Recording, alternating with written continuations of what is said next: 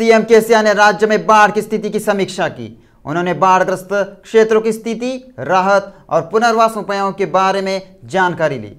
उन्होंने मैदानी स्तर पर किए जा रहे राहत उपायों को लेकर अधिकारियों को निर्देश दिए। मंत्रियों ने क्षेत्र में दौरा कर जनप्रतिनिधियों से फोन पर बात की। मुख्यमंत्री ने बाढ़ वाले इलाकों में उठाए जाने वाले कदमों पर आदेश जारी किए हैं। उन्होंने संक्रामक रोगों को फैलने से रोकने के लिए उपाय करने का आदेश दिया। भद्राचलम की स्थिति और सतर्कता के बारे में इंजीनियरों को निर्देश दिए गए। सीएम ने ईएनसी और मुख्य अभियंता को निर्देश दिया। बाढ़ को कम करने के उपाय करने, प्रवाह का अनुमान लगाने और अन्य विभागों के साथ समन्वय करने की सलाह दी जाती है। निचले इलाकों के लोगों को अलर्ट रहने का आदेश दिया गया है। महाराष्ट्र से बीआरएस की ओर पलायन जोरों पर जारी है। महाराष्ट्र के उस्मानाबाद जिले के कई नेता बीआरएस पार्टी में शामिल हुए हैं। संग्राम सिंह जयसिंह, राव गायकवाड़ अपने समर्थकों के साथ बीआरएस के राष्ट्रीय अध्यक्ष केसीआर की उपस्थिति में पार्टी में शामिल हुए। इससे उनका समावेश और अधिक महत्वपूर्ण हो गया। इस दौरान एक प्रमुख व्यवसायी, चीनी कारखानों के मालिक, मराठा धनकर, सामाजिक समूह के एक सम्मानित नेता बालासाहेब कन्नमवार बीआरएस में एक नेता की उपस्थिति में पार्टी में शामिल हुए। इन सभी को केसीआर का गुलाबी अंग वस्त्र ओढ़ाकर पार्टी में आमंत्रित किया। रेवंत रेड्डी ने कहा, तेलंगाना के लोग बाढ़ में डूब गए तो केसीआर की पार्टी ने दर बदल कर अपना ध्यान केंद्रित कर लिया है। उन्होंने कहा, केसीआर सरकार को तेलंगाना के लोगों की जान की परवाह नहीं है। उप्पल क्षेत्र में बाढ़ प्रभावित इलाकों का निरीक्षण करने पहुंचे टीपीसीसी रेवंत रेड्डी ने केंद्र और राज्य सरकार के अधिकारियों से फोन पर बात की। रेवंत रेड्डी ने कहा, राज्य सरकार का पिंडदान कार्यक्रम सोमवार को होगा। इस क्षेत्र का एक नेता ने किशन रेड्डी से पूछा गया, क्या उनके पास मुंह नहीं है? उन्होंने कहा, क्या किशन रेड्डी ने केंद्र से बात कर फंड और काम की व्यवस्था की है? वह तेलंगाना बाढ़ पर केंद्र को रिपोर्ट देंगे। रेवंत रेड्डी चाहते हैं केंद्र तुरंत 1000 करोड़ रुपए जारी करे। टीपीसीसी के राज्य मामलों के प्रभारी मानिकराव ठाकरे ने आश्वासन दिया, कांग्रेस पार्टी तेलंगाना में ओबीसी के साथ खड़ी रहेगी। बीसी वेलफेयर एसोसिएशन ने राष्ट्रीय अध्यक्ष AR कृष्णा ने राहुल गांधी से ओबीसी को न्याय दिलाने की मांग की है। मानिकराव ठाकरे पूर्व सांसद वी हनुमंत राव के साथ मुशीराबाद और विद्यानगर में AR कृष्णा के आवास पर गए और चर्चा की। उन्होंने कहा, ओबीसी, बजट और जनप्रतिनिधियों के मुद्दों पर कांग्रेस पार्टी सकारात्मक है। AR कृष्णा ने कांग्रेस से मांग की, नारा अलग नहीं है। मानिकराव ने स्पष्ट किया, कांग्रेस तेलंगाना में आगामी चुनाव में बीसी के साथ न्याय करने के लिए कड़ी मेहनत करेगी। और साथ ही कांग्रेस पार्टी ने हाल ही में हिमाचल प्रदेश और तमिलनाडु में हुए चुनाव में बीसी के साथ कैसे न्याय किया।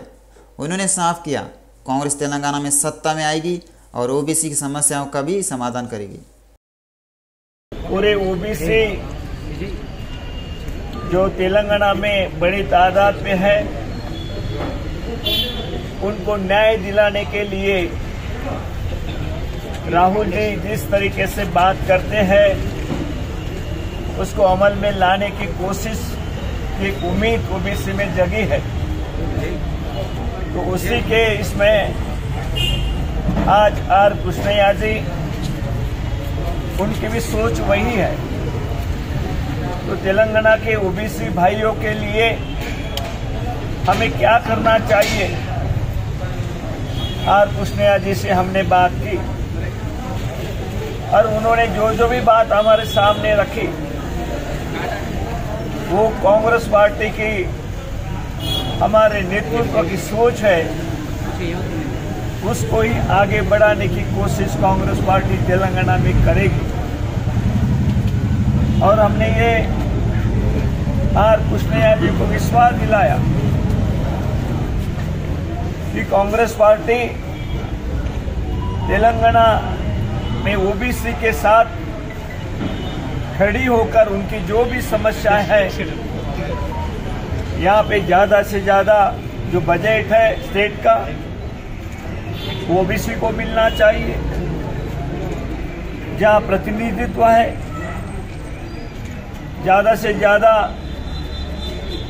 उम्मीदवार ओबीसी से होनी चाहिए।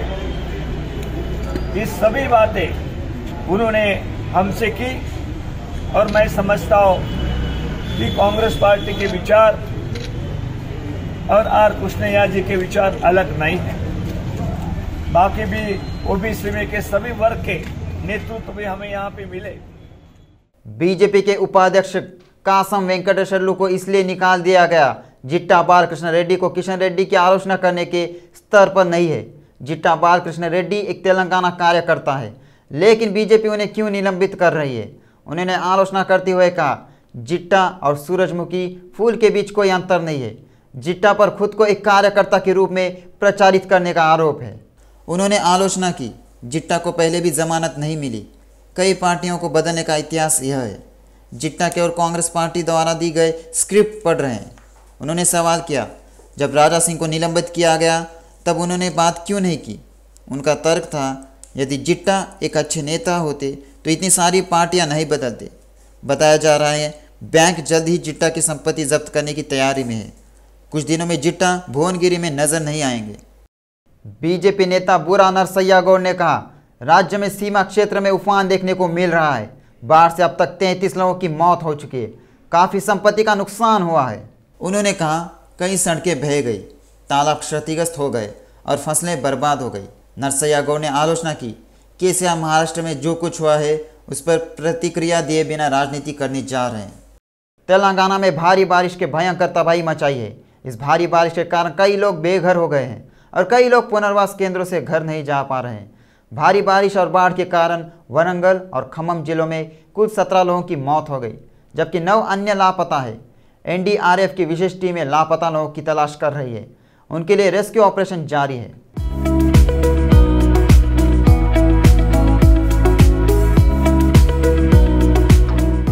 इस बीच मुलुगु जिले में 8 लोग बाढ़ में बह गए और उनकी मौत हो गई।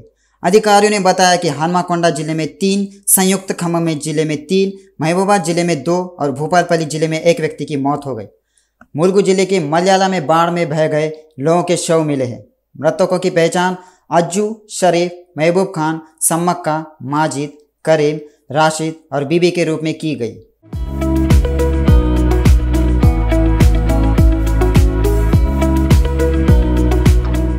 इस बीच कोंडाई गांव में जमपन्ना नदी का प्रकोप बढ़ गया और पूरा गांव जलमग्न हो गया। 8 लोग बाढ़ के पानी में फंस गए और लापता हो गए। लापता लोगों की तलाश के लिए पहुंची बचाव टीमों को शव मिले हैं। वहीं पता चला है कि बिजली विभाग के 7 करोड़ तक का नुकसान हुआ है।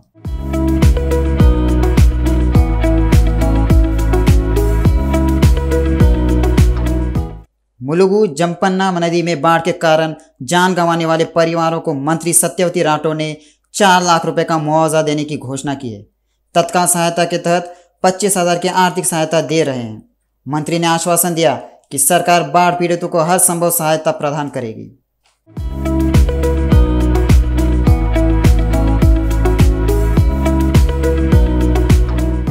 हालांकि बीजेपी और कांग्रेस पार्टी ने मृतकों के परिजनों को 10 लाख रुपए और सब कुछ खो चुके परिजनों को 25 लाख रुपए का मुआवजे के तौर पर घोषित करने की मांग कर रही है।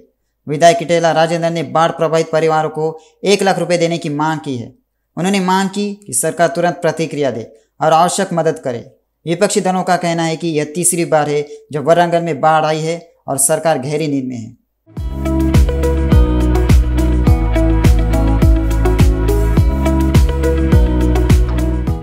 इस बीच सरकार ने भूपालपल्ली जिले के मोरचमपल्ली गांव में राहत कदम उठाए हैं।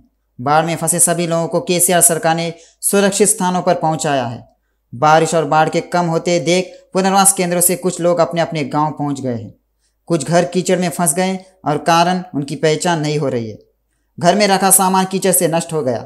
इसके चलते अधिकारी भोजन और कंबल वितरित कर रहे हैं। भारी बारिश और बाढ़ के कारण बीमारियों के फैलने से रोकने के लिए चलते लोगों का मेडिकल टेस्ट किया जा रहा है।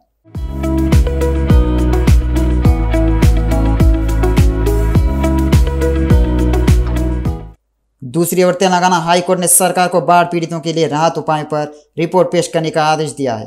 हाईकोर्ट ने सरकार से पूछा है कि बाढ़ क्षेत्रों में क्या उपाय किए गए हैं, बाढ़ में कितने लोग मरे, क्या उन परिवारों को मुआवजा दिया गया है, क्या बाढ़ग्रस्त क्षेत्रों के निवासियों को सुरक्षित क्षेत्रों में लाया गया है, पुनर्वास केंद्रों में क्या सुविधाएं प्रदान की जाती है। कोर्ट ने सरकार को इस महीने की 31 तारीख तक पूरी जानकारी के साथ रिपोर्ट सौंपने का आदेश दिया।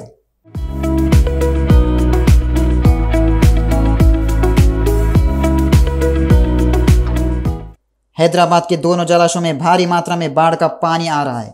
उस्मान सागर में इनफ्लो 1600 क्यूसेक के करीब पहुंचा है। उस्मान सागर का मौजूदा जल स्तर 1787.95 फीट तक पहुंच गया है। उस्मान सागर का पूरा जलस्तर 1790 फीट है। इसके चलते अधिकारियों ने उस्मान सागर के 4 गेट उठाकर 892 क्यूसेक पानी को मूसी नदी में छोड़ रहे हैं।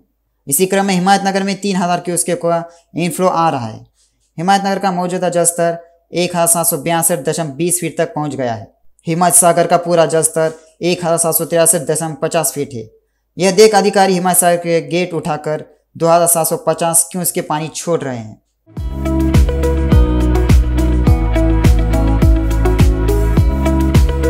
दासोजू श्रवण को यह कहते हुए निकाल दिया गया। रेवंत रेड्डी के गुंडों ने उप्पल में राजनीतिक दलों के साथ साथ मीडिया प्रतिनिधियों पर हमला किया था। उन्होंने पुलिस से पीड़ितों को न्याय दिलाने की गुहार लगाई।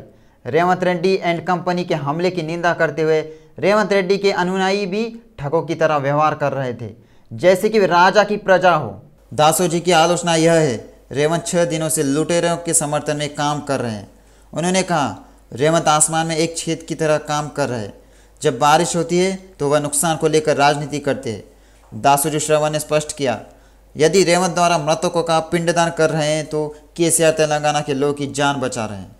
जीएचएमसी के पूर्व मेयर बोंतु राम मोहन ने रेवंत रेड्डी पर भ्रष्टाचार की राजनीति को उजागर करने का आरोप लगाया है। उन्होंने कहा, जब रेवंत रेड्डी एक सांसद के रूप में उभर रहे हैं तो उनकी अपनी पार्टी के नेता 3 समूह में विभाजित हो गए। पार्टी अंगवस्त्र और फ्लेक्स फाड़ दिए, उन्हें लात मारी और यहाँ तक मीडिया प्रतिनिधियों पर भी हमला किया। रेवंत रेड्डी की आलोचना करते हुए कहा, बुरे दिन निकट है। टीपीसीसी के उपाध्यक्ष चामला किरण कुमार रेड्डी ने दासोजू श्रवण की आलोचना करते हुए कहा, वह सत्ता में रहते हुए पागल हो रहे हैं। अगर वह पद पाने के लिए बीआरएस में जाते हैं तो इससे कोई फर्क नहीं पड़ता। किरण कुमार रेड्डी ने कहा, बड़प्पन की नज़रों में आने के लिए हर तरह की चीज़ें कर रहे हैं और अगर वह 4 पार्टियों को बदले बिना बीसी नेता के रूप में ईमानदारी से काम करते हैं तो उनका सम्मान किया जाएगा। गांधी भवन में कांग्रेस पार्टी बाढ़ राहत समन्वय समिति एवं नियंत्रण कक्ष समिति की बैठक हुई। बैठक कोदंड रेड्डी, संगी शेट्टी, जगदीश की अध्यक्षता में आयोजित की गई। इस बैठक में कांग्रेस नेता प्रसाद कुमार, चंद्रशेखर, अनिल और चामला किरण रेड्डी शामिल हुए।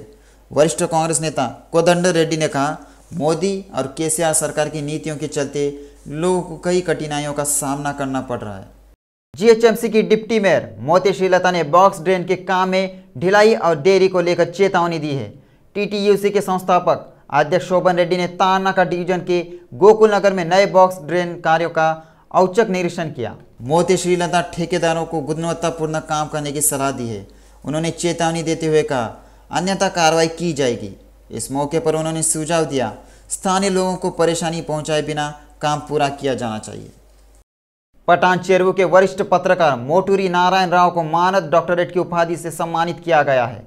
उनकी सामाजिक एवं साहित्यिक सेवाओं के लिए उन्हें दुर्लभ सम्मान प्राप्त हुआ है। वरिष्ठ पत्रकार, तेलुगु वेलुगु साहित्य वेदिका के राष्ट्रीय महासचिव, एसवी फाउंडेशन के अध्यक्ष मोटूरी नारायण राव को सामाजिक और साहित्यिक सेवाओं के लिए डॉक्टरेट की उपाधि से सम्मानित किया गया है। HSC विश्वविद्यालय द्वारा बिशप डॉक्टर आनंद कुमार ने मानद पुरस्कार दिया। तेलंगाना राज्य महाराज संघ JSC के अध्यक्ष चेरुकू रामचंद्रन ने कहा, SC वर्गीकरण का मुद्दा संविधान के खिलाफ है। अनुसूचित जाति के आरक्षण का वर्गीकरण स्वार्थ के लिए और यह अनुसूचित जाति की उपजातियों के बीच मतभेद पैदा कर उन्हें राज्य की सत्ता से अलग करना है। इस संबंध में महाराज संघ JSC के तत्वाधान में लोअर टैंक बंड क्षेत्र स्थित अंबेडकर भवन में बैठक हुई। JSC के अध्यक्ष चेरुकू रामचंद्रन ने आरोप लगाया, मंदा कृष्णा जो SC वर्गीकरण के लिए बोल रहे हैं, उन्होंने अनुसूचित जाति के विकास के लिए कोई दस्तावेज दाखिल नहीं किया है। इन जातियों में विकास की चाहत नहीं है। उन्होंने मांग की, माला मादिगा जाति के विकास के लिए केंद्र सरकार को विशेष बजट आवंटित करना चाहिए। उन्होंने याद दिलाया, अनुच्छेद 341 के विपरीत अनुसूचित जाति को अलग करने का अधिकार किसी को नहीं है और सुप्रीम कोर्ट के SC वर्गीकरण को अमान्य करार दिया गया है। उन्होंने सुझाव दिया, केंद्र सरकार को इस तथ्य पर ध्यान देना चाहिए, चल रहे संसद सत्र में SC का वर्गीकरण संभव नहीं है। रामचंद्र ने बताया, SC वर्गीकरण की मांग करना उचित नहीं है क्योंकि वह केवल लाभ के लिए बात कर रहे हैं। नेशनल BC दल के अध्यक्ष टुंड्रा कुमार स्वामी ने कहा, हमारा दांव एक जैसा नहीं है। राज्य स्तरीय आह्वान के अनुसार रूबिन गौड़ को BC दल के तेलंगाना युवा अध्यक्ष के रूप में नियुक्त किया गया।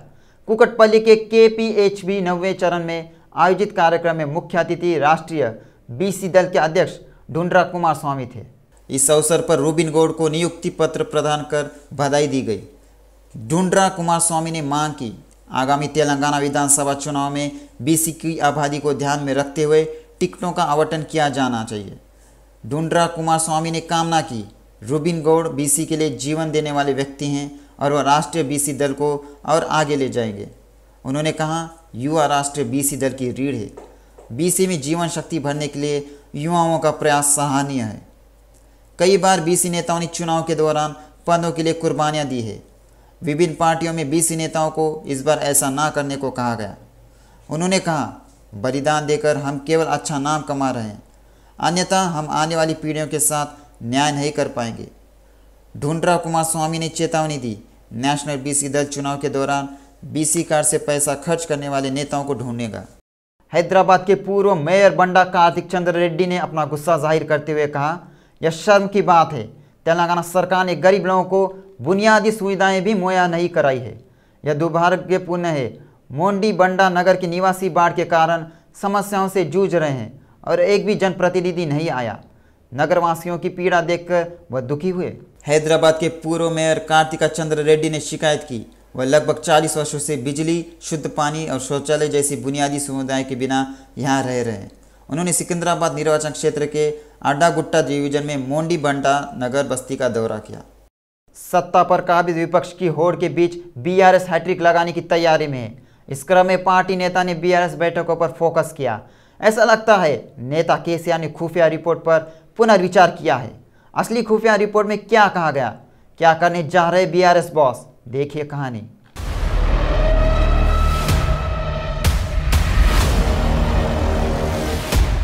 लक्ष्य हैट्रिक बनाना है। जीत के लक्ष्य के साथ रणनीति तैयार कर रही पार्टी ने जीतने वाले घोड़ों को टिकट आवंटित करने का फैसला किया है। उम्मीदवारों की सफलता की संभावनाओं पर पहले से ही सर्वेक्षण किए जा रहे हैं। उधर खबर है कि विधायकों और दावेदारों की क्राइम रिपोर्ट तैयार की जा रही है। खुफिया और विशेष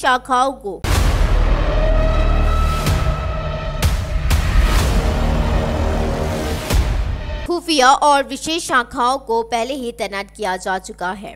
ऐसा लगता है कि ये विधायकों के खिलाफ पुराने मामलों के साथ साथ हालिया आरोपों पर भी गौर कर रहे हैं। उधर बताया गया है कि मैदानी स्तर पर गांव में जाकर जानकारी जुटाई जा रही है। इससे कहा गया है सटीक विवरण के साथ एक रिपोर्ट तैयार की जाएगी और अगले महीने के अंत तक बीआरएस हाईकमान को सौंप दी जाएगी।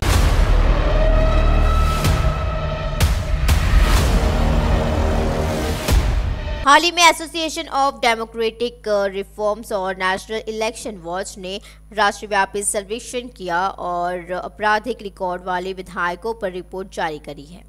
इस रिपोर्ट के मुताबिक तेलंगाना को देश में 5वां स्थान मिला है। 119 विधायकों में से 72 के खिलाफ मामले दर्ज करे गए। साफ है इनमें से 46 पर हत्या की कोशिश और अपहरण जैसे गंभीर आरोप है। दूसरी ओर बीआरएस विधायकों पर हमला, हाल ही में गंभीर और यौन उत्पीड़न के आरोप लगे हैं। विधायक टाटीकोंड्रा राज्य पर उनकी ही पार्टी की जानकीपुरम सरपंच ने यौन उत्पीड़न का आरोप लगाया है। मामला राष्ट्रीय महिला आयोग तक भी पहुंच गया। राज्य का लगातार किसी न किसी तरह के यौन विवाद में शामिल होना बीआरएस के लिए सिरदर्द बन गया है।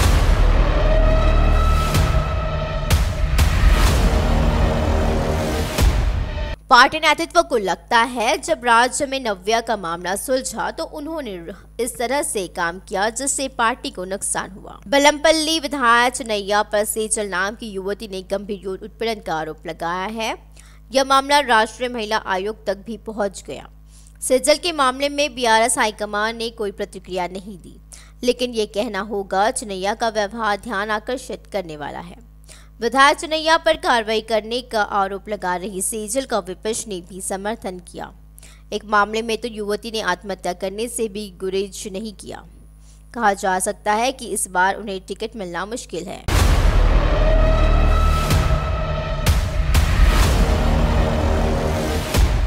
परी के विधायक महेश रेड्डी के जमीन विवाद में दखल देने और जमीन के मालिक को धमकाने की वीडियो ने मीडिया में हलचल मचा दी। विधायक टीला राजेंद्र के इस आरोप में एमएलसी कौशिक रेड्डी उन्हें जान से मारने की कोशिश कर रहे हैं।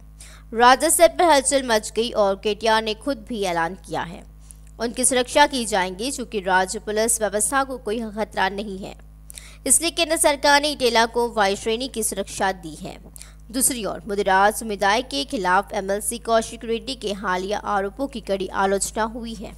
हर मामले में शंकर नाइक का व्यवहार तानाशाह की याद दिलाता है। शंकर नाइक पर जमीन के इस मुद्रा मंडल को जिले का पिछड़ा मंडल कहा जा सकता है। शिक्षा व्यवस्था पर नजर डालें तो महबूबाबाद में पूरी तरह से बंजारा जनजाति का वर्चस्व है। कैफे आदिवासी जनजातीय बच्चों के लिए है। ऐसा लग रहा है कि गुलाबी नेता आदिवासी विश्वविद्यालय को जिला केंद्र में लाने में विफल रहे हैं।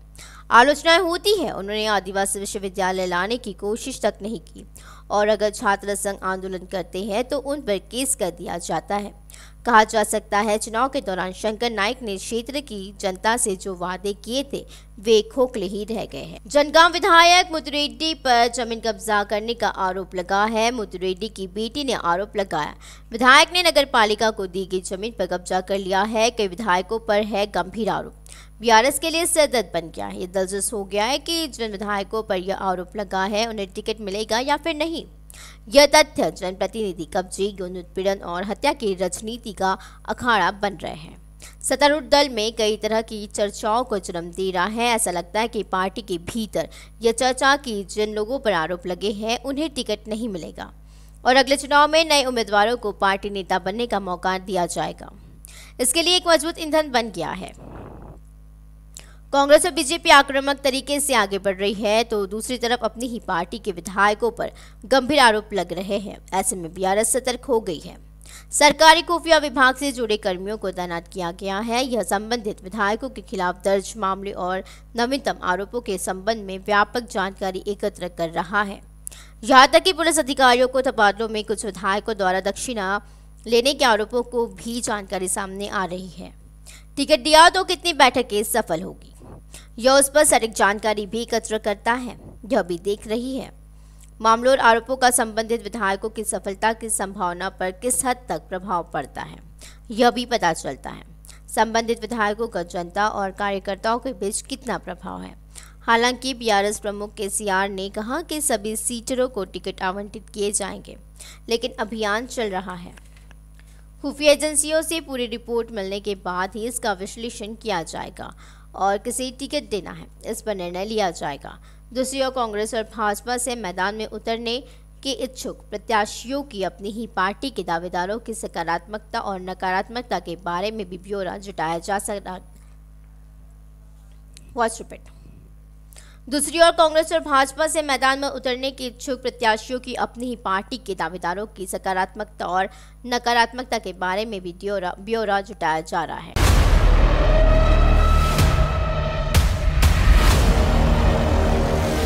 वरंगल जिले के भद्रकाली तालाब में बाढ़ आ गई है। नगर निगम के मेयर गुंडू सुधारानी ने कहा स्थानीय स्तर पर रहने वाले लोगों को पुनर्वास केंद्रों में ले जाया गया है। गुंडू सुधारानी ने कहा भद्रकाली तालाब लबालब है, इससे डरने की ज़रूरत नहीं है। सभी अधिकारी तालाब के पास रहकर स्थिति को सुधारने का प्रयास कर रहे हैं। निचले इलाकों के सभी लोगों को सुरक्षित स्थानों पर ले जाया गया। मंत्री केटीआर समय समय पर यहाँ की स्थिति से अवगत होते रहते हैं। मेयर ने खुलासा किया, मंत्री ने बताया है उनके संज्ञान में जो भी सहायता आएगी वह करने को तैयार है। विश्व बाघ दिवस के मौके पर Hyderabad forest college and research institute में राज्य स्तरीय कार्यक्रम आयोजित किया गया। मुख्य वन अधिकारी RM डोबरिया ने कहा दुनिया भर में मौसम की बदली परिस्थितियों पर्यावरण संरक्षण के लिए खतरा बन गई है। वनों का संरक्षण ही इसका एकमात्र उपयुक्त समाधान है। मुख्य वन अधिकारी RM डोबरिया ने कहा बाघों की प्राथमिकता ही वनों की सुरक्षा की कुंजी है। इसे सभी को समझना चाहिए और दूसरों को भी जागरूक करना चाहिए। प्रोजेक्ट टाइगर कार्यक्रम के माध्यम से देश भर में किए गए कार्यक्रमों ने बाघों की संख्या में वृद्धि में योगदान दिया। उन्होंने कहा देश में फिलहाल 3167 बाघ हैं।